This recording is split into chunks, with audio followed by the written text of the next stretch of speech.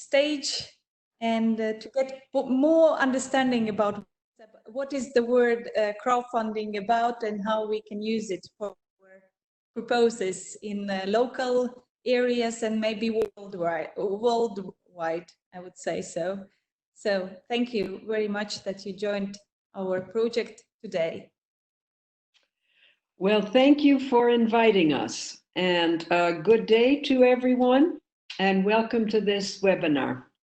I'm Victoria Munzi, and I'm the Vice President of the Diaconia Valdese, and we are a faith-based social service provider in Italy. The Diaconia Valdese is part of the Waldensian Church, which is Italy's oldest Protestant denomination. And at that final conference of the project in Riga, I could see that the concept is, in fact, a valid blueprint for positive change. The SEMPRE project, it seems to me, was able to help local groups in small rural communities achieve their aims. So that's great. That's a great thing to achieve your aims. But this was not all. It also had to do with empowerment. By deciding to work together on a project, residents in small rural communities found their neighbors gaining interest and involvement in what was going on. And yes, hello everyone. I'm so happy to be here with you today. And so please, I ask Anna to go to the next slide, just in order to start. Okay, a brief introduction. Why crowdfunding? Of course, crowdfunding activities can allow your organization to reach new donors pools effectively, attract and train new teams of activists as well, and of course, build local interest in your project, but also empower people and reinforce local and community ties. Next. Just to make a little bit clear who we are, Diaconia Valdese, CSD, is active here in Italy, but our roots are here in a very rural area in the northwest of Italy, near Turin. Our activities in social fields include services for young people, assistance in gaining employment, working with and housing refugees, providing co-housing projects for vulnerable people, and offering residential and home-based care for elders. And in all that we do, our motto is, in Italian, servire con le persone, and in English, to serve with people. So just to make clear how is our approach in the social field. Next, thank you. We have a strong historical roots, and we have also inherited value. Over the centuries, well-intentioned people here in Italy were often persecuted. Until 1848, they could not attend university, practice professions, or live outside the valleys, these mountain valleys. This experience has left us very aware and attentive to the needs of the marginalized and vulnerable ones. And as Christians, we felt to help people. As new needs emerge in Italy, we have looked for new sources of funding. And so this is the reason why we started the fundraising and crowdfunding. Next, thank you. For that reason, and given our history and our values, your project, your SEMPRE project based in rural areas, strikes a chord with us. We hope to give you some helpful suggestions today for your future works. We really hope that. Next, thank you. Just to start, a little bit of theory. Crowdfunding is the practice of funding a project or venture by raising a small amount of money from a large number of people, typically via the internet. This topic of the internet will be very, very important through all our presentation. Next, thank you. Of course, we can apply the crowdfunding on several fields.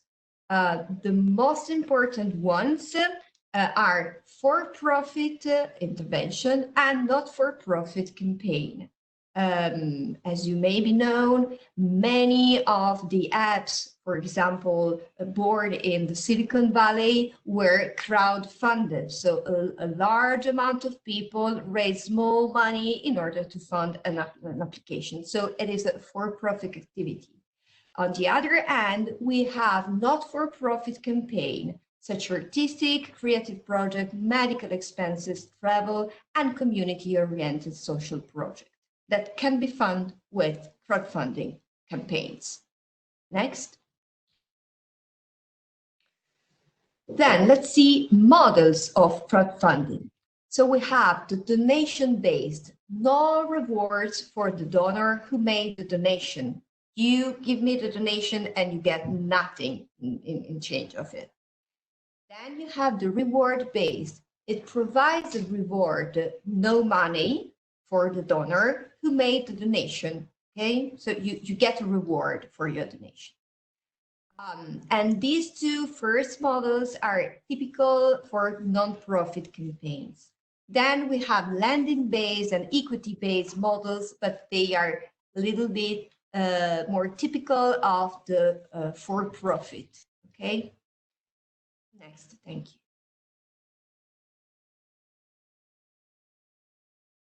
Sorry, can I ask you to go to the next slide? Thank you. So then let's see 3 types of crowdfunding. Ideally, there are 3 ways to start a crowdfunding campaign. In the first case, the project initiator who proposed the idea or project to be funded. It's the project initiator that proposed the idea to be funded. In the second case, we can have individuals or group who support an idea and try to start a fundraising campaign, a crowdfunding campaign via the internet. The third case is when a moderating organization brings the parties together to launch the idea. Into preface, I put platform because we will see later on that there are many, many instruments and tools to do crowdfunding campaigns on the internet. Next.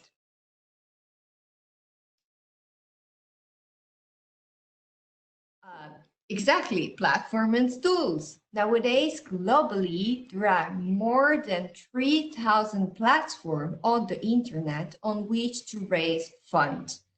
Not-for-profit projects can be funded by using only some of those 3,000. Almost every country, moreover, has its own one. For example, we will see later that here in Italy, as you can read in the last part of the slide, we have a platform called Rete del Dono, but globally, you can use Global Giving, GoFundMe, and for sure, your own country will have their own crowdfunding platform. Of course, it is important to say that also Facebook, since I think 2 years, gave the possibility to individuals to open crowdfunding campaigns on your own Facebook profile. So you can raise funds for a good cause directly from your Facebook page. Next. Before I go on, I want to ask people that are attending this meeting if until here everything is clear, or are there any questions, remarks? But it's okay. Okay, I go ahead. So our 4 golden rules. Let's say not, we are stepping into a more practical part of the presentation. It's not theoretical. Now we are entering the practical part. We have 4 golden rules, as I was saying. Everything begins with a strategy. You must have a clear crowdfunding strategy and ensure it is integrated in your overall strategic planning of your organization or of your project as well. We are talking about a project today. You can put into the strategy of your project fundraising and crowdfunding strategy as well. But you have to carefully plan the strategy.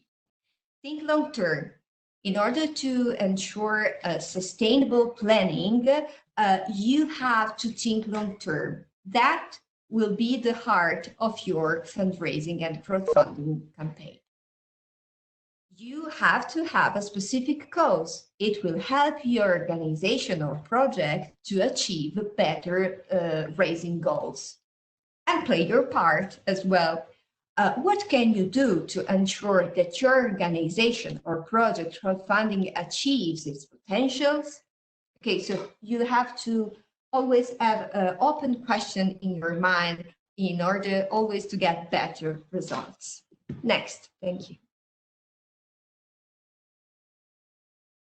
Okay, so the importance of being a team, and not only motivated, because many times in crowdfunding and fundraising activities, you are very happy, very enthusiastic, and then things, we will see it later on, are not that good as you expected, and you can just be a little bit frustrated. So in my little experience, what I saw is that technical skills, human skills, and conceptual skills go hand in hand. They are all equally important in order to get great goals. Next. So I think that we are in time. Yes. We are going to see now the first case study. It is about a project that the department here in the valleys of the department of CSD that is based here in the valleys, yeah, has done in 2018. Diaconia Valdese, are there any questions? No, okay. In 2018, Diaconia Valdese signed an accord with the local health authority to carry out activities to meet the varied needs of the families of cancer patients.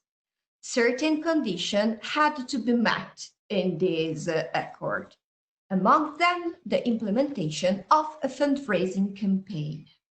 As let's say, fundraising team, we decided to plan very carefully a fundraising strategy, and one of the action was a crowdfunding activity, and it was related to a social run, and then we decided to run in every sense.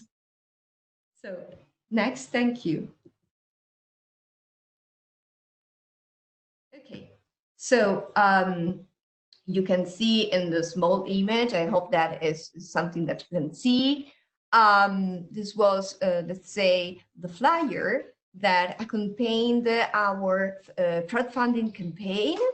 And yes, it says, please raise funds for my fundraising activities. You can make a donation with your smartphone or with your computer. You see PayPal, MasterCard, Visa, and so on.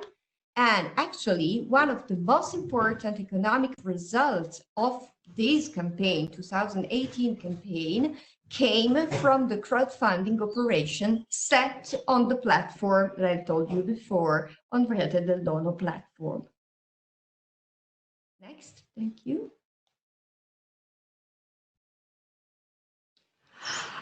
Basically, we built a crowdfunding team, and it was composed of 5 Diaconia Valdese colleagues.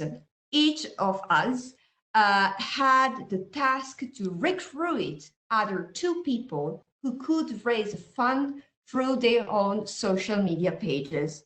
I've mentioned before Facebook. We use also Facebook and WhatsApp and Instagram, and everybody was free to set its own crowdfunding campaign. But he had the duty to recruit other 2 people doing the same thing. Enthusiasm is contagious, of course.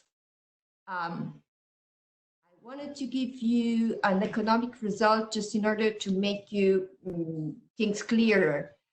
In 2 weeks, we raised with this crowdfunding campaign 4,500 euro in just 2 weeks. So we were 5 plus the other fundraiser, and in 2 weeks is really a huge amount of money. Next, thank you. I can show you these, sorry. I can show you some images of the campaign.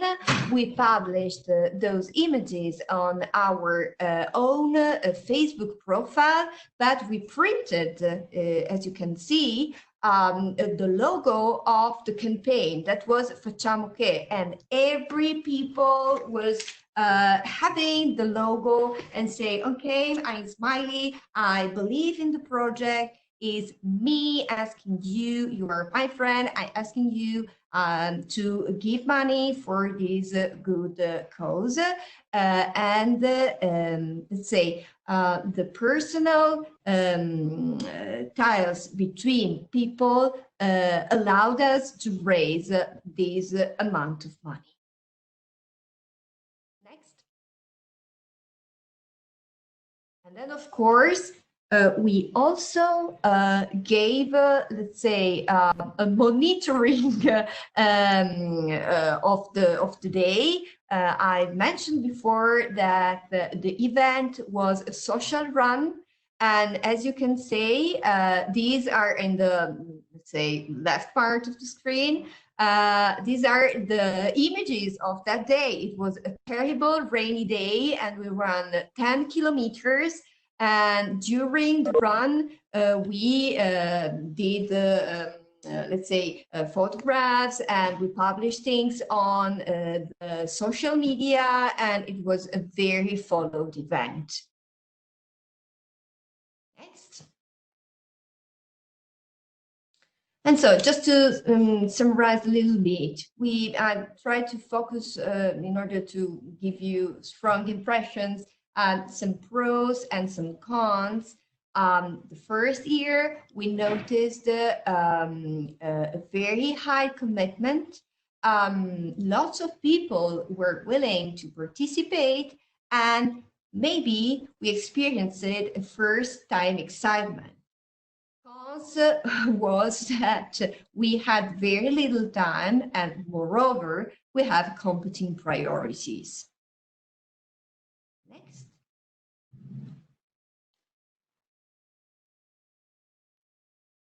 Okay, the case study number 2, as Victoria said, we are going to be very honest, because from, let's say, mistakes, we can learn a lot. So second year, 2019, the project was proposed again for the following year. At the beginning of the year, we started organizing a second crowdfunding campaign. It was, as before, related to a charity run. It was the same project, the same social runners, and so on. But there is a but, we didn't find the same enthusiasm among our social runners. Why, in your opinion? Do you have some wonders? Feel free to share ideas. And if you don't have any, I will reveal you the why and the because. Okay, next.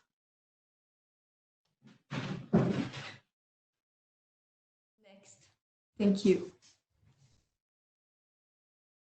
Okay, so we did a huge mistake. Many of them complained that not many updates had come in over the past year, and they didn't knew exactly how the money they raised was spent and how that money changed things. It was true. We were compliant with financial and management tasks, but we forgot human relations.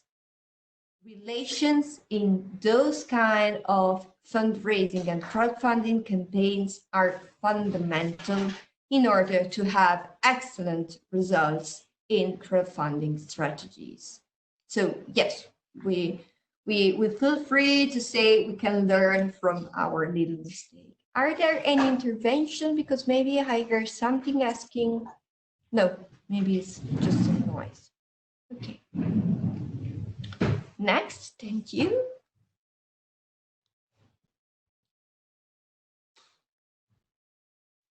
So just to come to an end, while you may not need to be a fundraising expert, the job has to be done properly. That means legally, responsibly, and ethically. Will your fundraising activity be in keeping with the purpose, values, and culture of your organization and group? So these are open questions just to prepare the Q&A session. Next.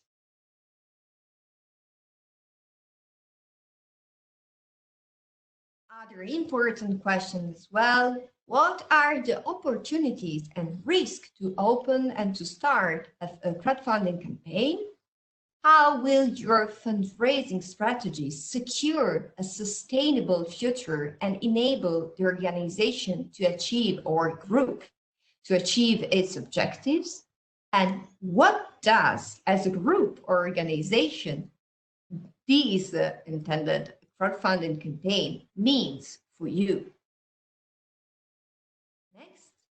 So I do hope that people listening, as we were telling this fairly simple story, perhaps you've been thinking about your own project, your own local communities, your own objectives, the resources, the human resources and friends and people you have to work with. And on the basis of that, maybe in order to get more detailed technical tools and instruments, it takes a long time, but not that long. There are lots of books, lots of material is already on the internet. You can look at others' experience. But and this is the first multiple answer that I give you. So the technical part, it is not that bad to learn and to put into practice. The topic here is human relations. So in order to answer your question, it all depends in my small experience about on how the team is the relation between the members that compose the team are. Of course, if they work together since long time and they have very common ideas, very common mission, very common vision, it takes not that long. If you have to reach same goals, if everything and this field is very clear, you can feel free to say, okay, it's something that it takes its time. It's something to be planned. My professor, my fundraising professor always said fundraising and crowdfunding is composed by 4 phases. Plan, plan, plan, do. Okay, so you have to have 3 phases, step of planning and then do. If you start, yes, this is another maybe useful advice. Before doing, let's plan. Let's try to figure out all the risk and try a way to mitigate them, because you are asking, when you crowdfund, you are asking people to give you their money. So it is not a very simple thing. You have to create commitment toward your cause. You have to be seen as a reliable group of people, a reliable project. You need to move people towards your idea. So it takes time, not the theory, not the planning. You have to be very near to the community, to the areas where you are doing things. But I think that SEMPRE project, I've read something about your project before this webinar, and I think that you are at a very good point on this field. You were talking about the team, about these individuals, leaders. I have seen on internet, of course, a lot of invitations to do something by one kind of individual. What do you think, pros and cons of this idea? Whether it's strategically it's harder work, or is it possible or not? It depends on. It depends on. My advice is to have not too big team working on this topic.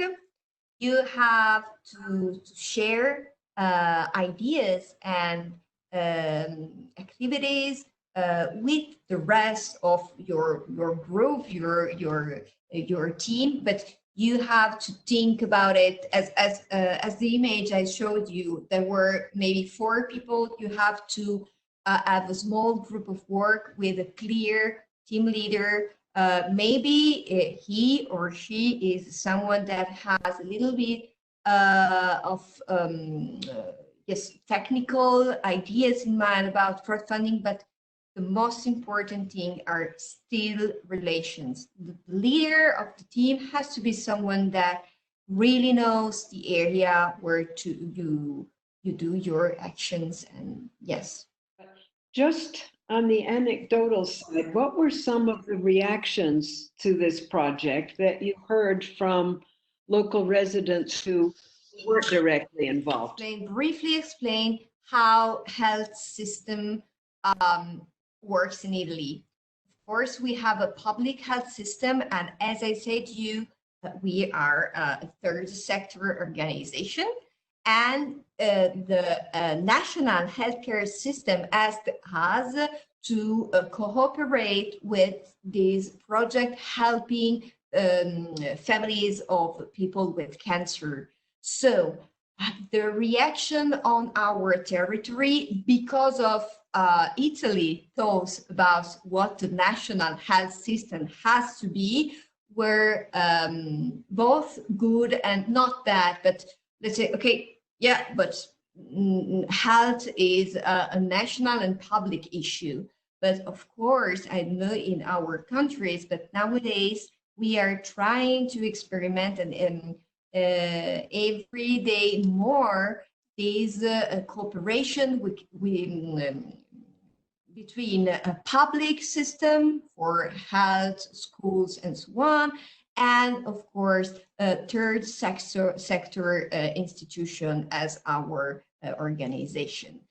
So when we clarified this point, our territory answered in a very, very good way, because it was a powerful topic. Helping families of people heal of cancer was something very strong, and the money went to support, for example, children of women affected by breast cancer. And this mother had to go to the hospital to get therapies, and those children were alone at home.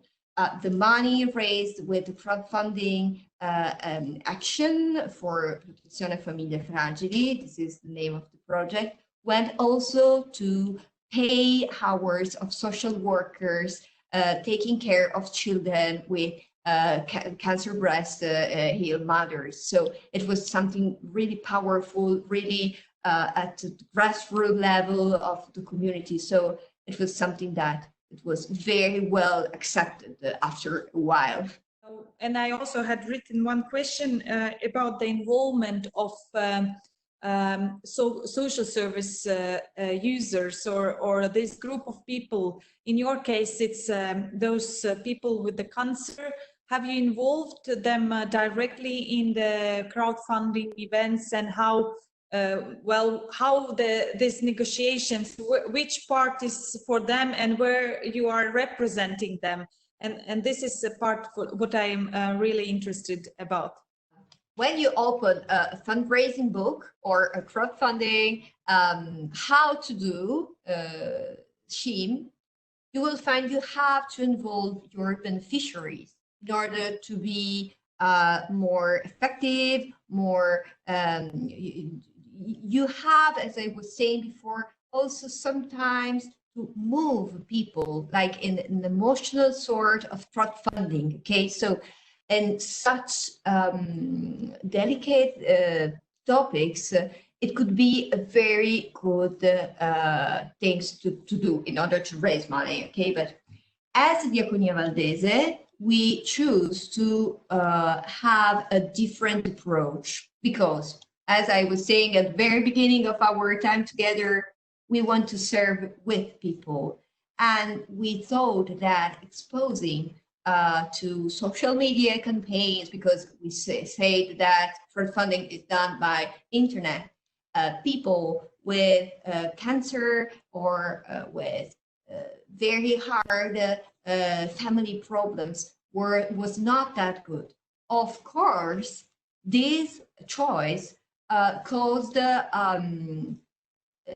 we are imagining, because we didn't try the other way, but it was a little bit less, it had a little bit less of impact on our community. Of course, if we had used at many other organizations are doing when they do fundraising, but of course also big ones, let's say UNICEF, or so on, say Save the Children, they have always terrible images, poor children, but this is not our approach. So we had very little time, as I said before, and so we decided as a crowdfunding team that we were doing the strategy behind this campaign. We decided not to put under the light the beneficiaries, but only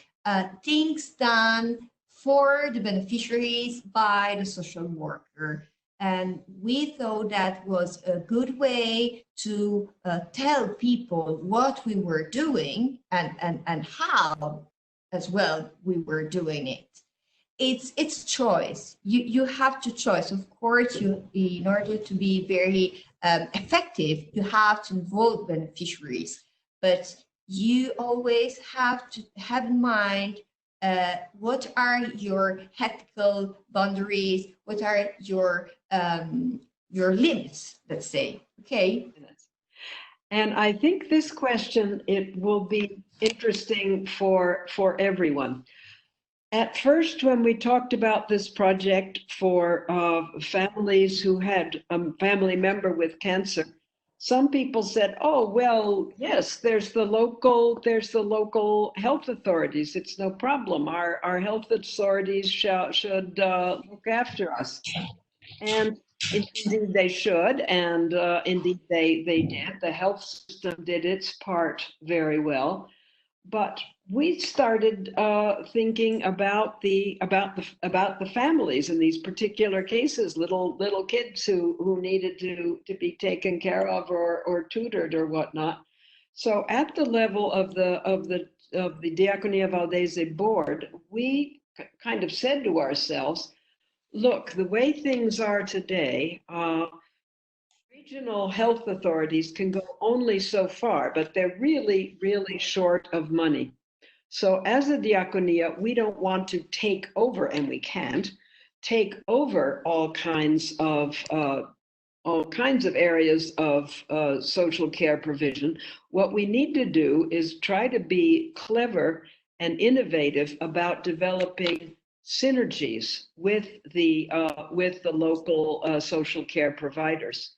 And it seems to me that that would be a situation that many of your project partners would find themselves in. Increasingly a need to come up with new ways to cooperate effectively with local authorities, not obviously trying or able to replace them.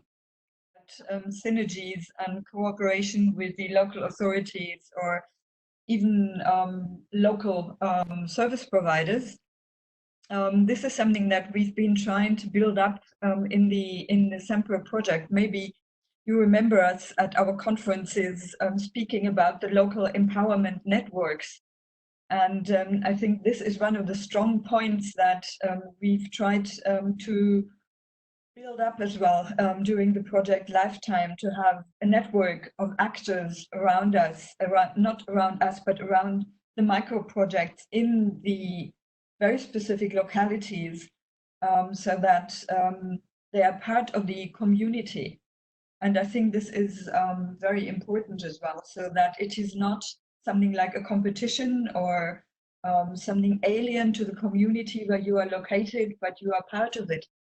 And I think then it will be also possible to bring in the personal relations, as Miriam's described before. I found that very interesting, to how it is possible to multiply all of a sudden people and money as well at the end of the day. I would call it as a strategy of advocacy. Yes, that is. When you work with communities, you have to advocate before, and you have to really to build strong relationships, and then you can ask for money. It was the second thing that my professor always say: plan, plan, plan, do, and then the second thing, before you build relationships and then you ask. Okay, so the time, in order to answer previous Anna's question, is yes, there is lot of work to do, and building relationships, advocating at local level, and then you can go and ask, and you will see how your efforts will be useful for your crowdfunding and fundraising campaign as well. But the most important part of the work is the first part. But I think that with your project, you are at a very good point of this. We work with the local press. Very good question. In both campaign we did, but we published, I don't know if you remember, in my PT, there were the emails flyer. We published that, but it was not the first channel that we used. We noticed that since the crowdfunding is typically via internet, social media, and of course also email, we did a huge email campaign, worked better than local press. We used the local press in order to advocate. I think that, but when you did the actual run, did you invite the local press? It was there. Yeah, it was there. It was already there. It was not asked to invite them, since the event was a quite big event, and it was not only our event. It was not an event organized by our organization. It was a bigger event where a lot of charities run for charity in order to raise funds. We were, I think, the first year we were 7 charities, and then the second year we were 10. So it was something that also increased, also the event social run increased its dimension. Okay. So yes, we just to summarize, we used internet in order to raise money when we already did the communication actions before, in order to prepare, let's say, our work, our asking for money work. We have a situation that some of like grant organizations are quite famous here. So on the one hand, maybe it's a good thing to approach them in order to make your own small campaign and make a synergy with them. On the other hand, it's kind of, if they are so huge and we come with our so it's a kind of balance. Do you have some experience with this, like competing or collaborative approach? So yes, this is another of the aspects you have to have in mind when you plan your strategy. I don't know in your country, but I think that in social field, I would say like in the European dimension, cooperation is way. I think that maybe some years ago, everybody was working in its little area and so on. But I think that very honest and very, say, transparent approach with a big organization, having clearly in mind what your goal is, working with them, of course, it can help your project and can ease also your relationships and contacts with the territory. But it is up to you. It's an evaluation that you do with your fundraising team, your crowdfunding team, your small team that makes some wonders about the future and about what the project will be and where the innovation is going to go. Because in order to decide with whom make some deals, you have to decide where you want to go. Thank you much for having time and joining our SEMPRE Accelerator project right now. And we will try to keep in touch and not to lose you in our common community. As we know now, our network just expands and we just get more and more people in our networks that we will maybe will have to use for our crowdfunding in near future, who knows. So thank you very much, both Miriam and Victoria. And